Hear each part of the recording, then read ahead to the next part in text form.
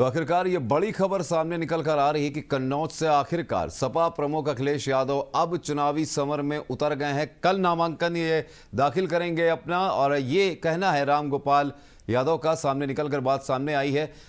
क्या कहना चाहेंगे वर्मा जी कि जिस तरीके से कयास लगाए जा रहे थे, तेज प्रताप को उतारा गया था मैदान में और कहीं ना कहीं अंदरूनी जो ये बात चल रही थी, थोड़ी सी बहसबाजी भी चल रही थी, थोड़ा लोगों का जो मन था वो नहीं बन पा रहा था तेज प्रताप को लेकर, और उधर बीजेपी ने भी ताल ठोक रखी थी कि अगर हिम्मत हो तो अखिलेश यादव कन्नौज से चुनाव लड़े।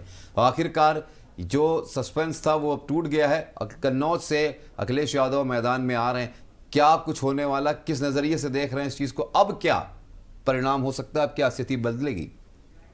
अखिलेश यादव के सामने एक बड़ी चुनौती है अपने गढ़ को सुरक्षित रखना जी, बचा के रखना।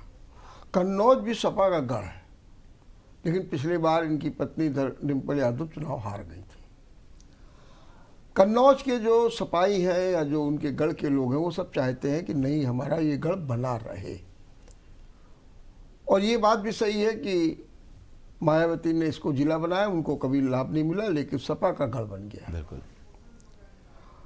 अखिलेश सामने इस चुनाव में बहुत चुनौतियां हैं, और सच बात तो ये कि वो नहीं चाहते थे कि वो चुनाव लड़े। इस खबर पर हमारे साथ मुजाहिद मजीदी हमारे साथ जुड़ गए, हमारे संवाददाता, उनसे भी बात कर लेते हैं। मुजाहिद, सस्पेंस जिस तरीके से बरकरार पहले रखा गया, उसके बाद तेज प्रताप का नाम सामने आया और अचानक से जो कयास लगाए जा रहे थे, अखिलेश यादव चुनावी समर में उतर आए हैं, ये खबर सामने आई है। क्या पूरी जानकारी इस खबर पर?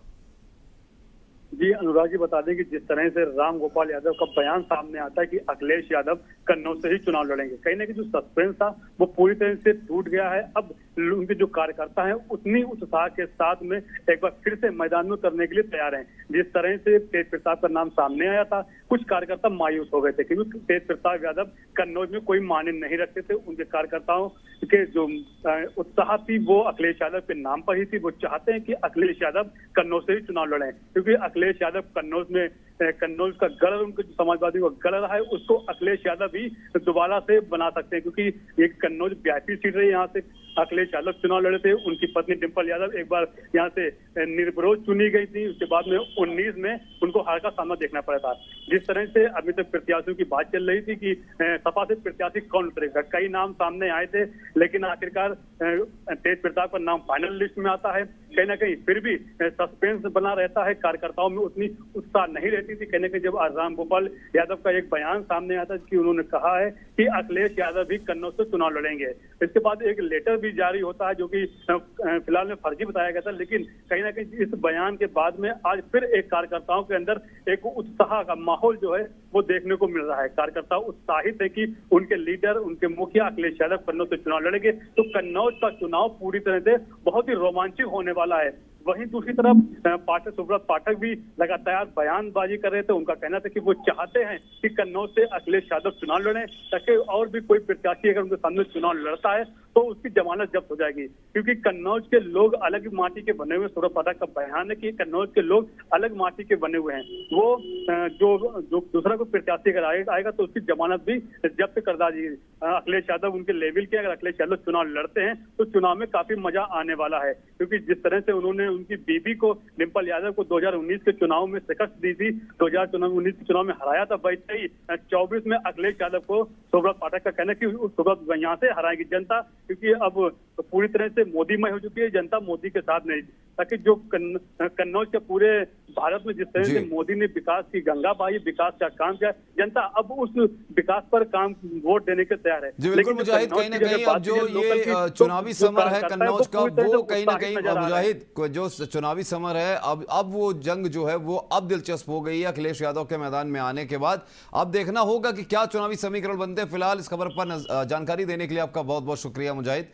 तो आपको बता दें इस वक्त ये बड़ी खबर सामने निकल कर आ रही है, जहां पर अखिलेश यादव अब चुनावी समर में उतर चुके हैं। कन्नौज से चुनाव लड़ेंगे अखिलेश यादव।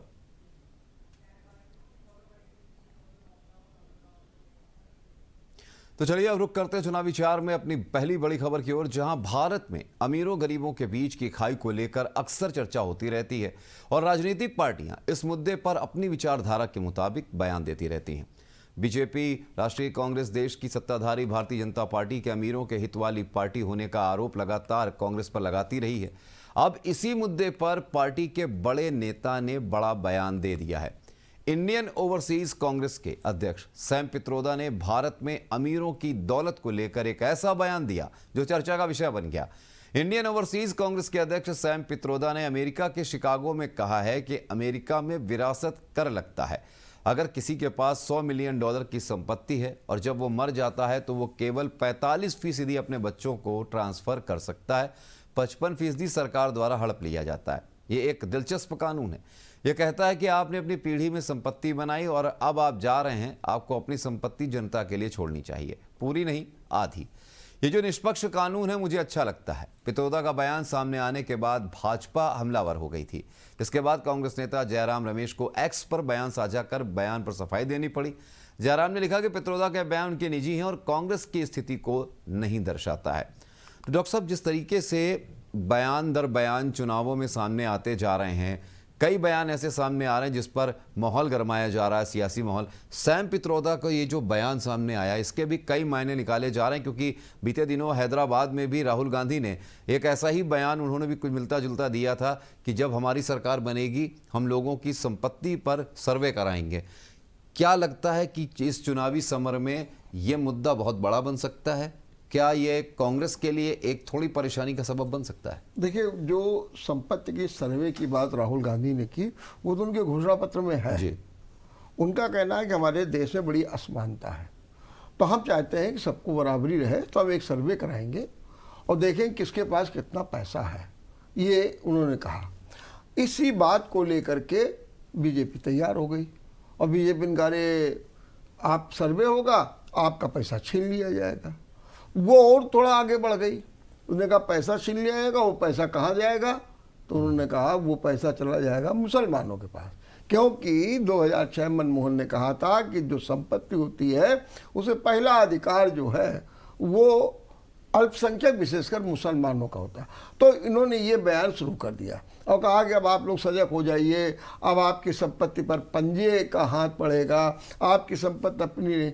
लेकिन कहते ना कि जब इसी में कोई ऐसा बयान आ जाए जी। तो फिर वो जो कहते ना कि आग में घी डालने का काम करता। वही हुआ कि जो पित्रोदा है, जो राजीव गांधी के पहले सलाहकार थे, 1986 में बने थे और ओवरसीज के कांग्रेस के अध्यक्ष भी हैं। उन्होंने क्या कह दिया, उन्होंने कहा कि संपत्ति है और उसको करने, तो उसी बीच में उन्होंने विरासत टैक्स की वकालत कर दी। क्या इसको कर दिया है तो बड़ा जाए। अब विरासत टैक्स में ये है कि ये कुछ देशों में लागू है, अपने अपने ढंग से लागू है। अमेरिका में विशेष रूप से लागू है कि अगर आपके पास कोई संपत्ति है और जब आप अपनी नेक्स्ट पीढ़ी को देंगे, अपने बच्चों को देंगे, तो उससे एक टैक्स लिया जाएगा और वो टैक्स है 55%। माने कि अगर आपके पास 100 रुपये हैं और आप अपने बेटे को देना चाहते हैं तो 55 दे दिए सरकार को, 45 ही दीजिए। अब सरकार आज सवेरे से खासतौर से बीजेपी हमलावर हो गई। अल्लो, इनका काम जिंदगी में भी लूटना है और मरने के बाद भी लूटना है। और उन्होंने कहा कि अब तो कुछ आपकी गाढ़ी कमाई, आपकी जो मेहनत है वो सब लूट ली जाएगी, आपके बच्चों को नहीं मिलेगी। बस इसी तरीके से ये मुद्दा गर्मा गया है। अब यह देखने वाली बात होगी कि अगर ऐसा होता है तो क्या जो देश के राजनेता हैं क्या वो भी इस दायरे में आते हैं कि नहीं, ये देखने वाली बात होगी।